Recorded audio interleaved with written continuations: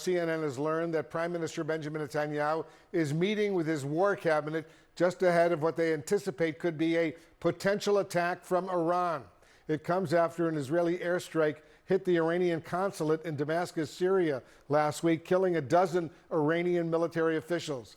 The Pentagon says the top U.S. general for the Middle East is in Israel right now, meeting with Israeli military officials about the security threats. And the White House tells CNN that officials there are keeping a very close eye on the situation and are in constant communication with Israel. Let's get to the latest reporting from our correspondents. CNN International Diplomatic Editor Nick Robertson is joining us from Jerusalem, and our Natasha Bertrand is over at the Pentagon. Nick, first to you. First of all, what can you tell us about this Israeli War Cabinet meeting? How concerned are Israelis right now that Iran could launch an attack, a retaliatory attack against Israel? There's a real concern, Wolf, that Iran could do that in the coming 24 or 48 hours. I've talked to various intelligence sources in the region at the moment. They understand, and this is what we're getting from a lot of different sources, that Iran is poised to respond. Now, of course, this could be Iran intentionally disinforming, putting disinformation out there just to create the sense of jitters among the Israeli public here, among the leadership in Israel about precisely what they'll do. And it's unclear what they'll do. Will they respond and strike back directly to Israel themselves? Will they use proxies to strike into Israel? Will they strike Israeli interests elsewhere in the region?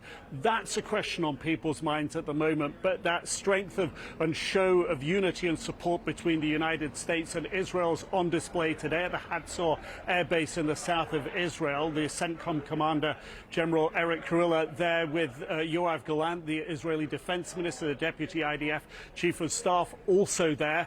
So this is very much a message of unity and strength and preparedness. And this is what we heard from Rear Admiral Daniel Hagari, the IDF's spokesperson, just last night, speaking about how prepared Israel is for whatever threat comes from Iran.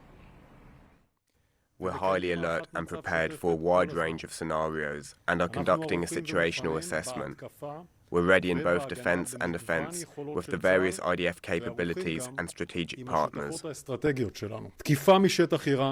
A strike coming from Iranian territory will clearly prove the Iranian intentions to escalate the situation in the Middle East and to stop hiding behind its proxies.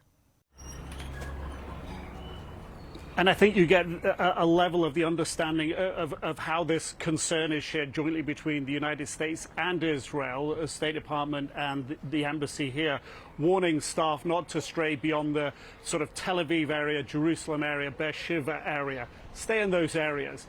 The concern is it's just not clear what Iran's move is going to be, the sense that it could be soon, Wolf.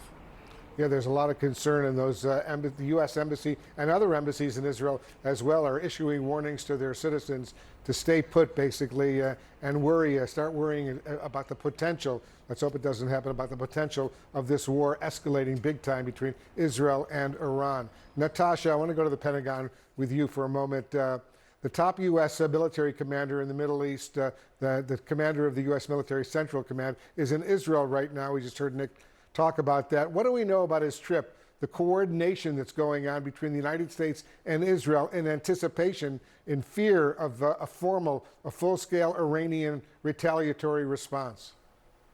Well, Wolf, Eric Kurilla, the top general for the Middle East, he did say that the U.S.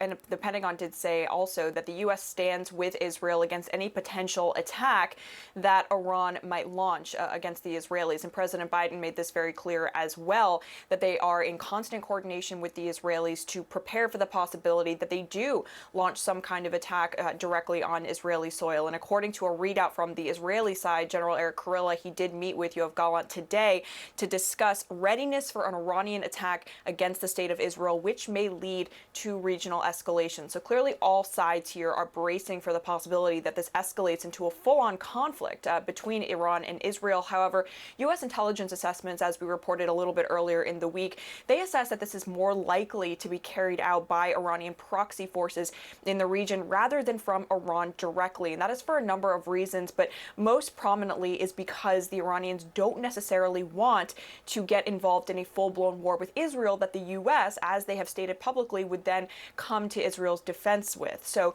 the Iranians trying to kind of temper their response according to our sources. However, it is very possible at this point, according to intelligence assessments, that these Iranian proxies carry out attacks against Israeli assets in the region. And so all sides kind of bracing for that, and importantly, how Israel is going to respond, because that is also going to inform just how much this conflict escalates, Wolf. So, Natasha, just to be precise, if Hezbollah, an Iranian proxy in southern Lebanon, starts launching rockets and missiles, bombs towards Haifa, Tel Aviv, elsewhere in Israel, the Israelis presumably would respond big time against Hezbollah in southern Lebanon, try to destroy their capability, but it wouldn't necessarily attack directly Iranian targets in Iran. Is that the U.S. understanding as well? Well, it's not clear just whether the U.S. would characterize an attack by an Iranian proxy against Israel as an attack by Iran itself. The U.S. has made very clear, of course, that the proxies are only able to function and really survive because of Iranian support for them. But at the same time, you know, it would definitely be a layer removed from Iran itself if the proxies were the ones carrying out these attacks. However, Israel has said that they are going to respond forcibly to whatever kind of attack they are faced with by Iran or its proxies. And so it just remains to be seen how exactly this is going to play out. Very important, very worrisome developments unfolding right now. Natasha, thank you. Nick, thanks to you as well. I want to bring in CNN military analyst, retired U.S. Army Lieutenant General Mark Hertling. General, thanks so much for joining us. As you know, officials are telling CNN they expect Iran will respond imminently, keyword imminently. Do you think Iran is likely to strike Israel directly, or could that happen through a proxy like Hezbollah, for example, in Lebanon? Everyone's asking that question, Wolf, and what I'd say is General Kurilla is there because he's looking at what is the most dangerous course of action that Iran will take and what's the most likely. The most dangerous is a strike by Iran inside of Israel, because that could certainly cause an inflection point and expand this war. The most likely, as all of your reporters, Natasha just said, is likely an attack by any number of proxy groups, whether it's Hezbollah in Lebanon or any of the PMF forces in Iraq or Syria or in the area. So that's what General Kurilla, and probably he has some of his intelligence officers with him, as well as some of his operators, so that they can react with naval and air forces from the U.S. in case anything does happen, because the key is deterring any further expansion of this regional conflict. The Israeli strike on that Iranian consulate building in Damascus was, what, about a week or so ago. Why do you think Iran has now waited this long to respond? They immediately issued warnings that they were going to respond, but they haven't yet. Well, part of it is the messaging that Iran often uses. And they're concerned about attacking inside of Israel because, truthfully, Wolf, as you know, Israel's force is pretty extensive and pretty competent. They can certainly go after Iranian forces if they do these kind of things. So I think Iran is trying to get their proxies together to determine what would be the best and most effective attacks by their proxies and potentially themselves without being deterred or countered by any Israeli forces. So again, that's why everyone is on the edge to see which kind of force Iran will use and how they will use it.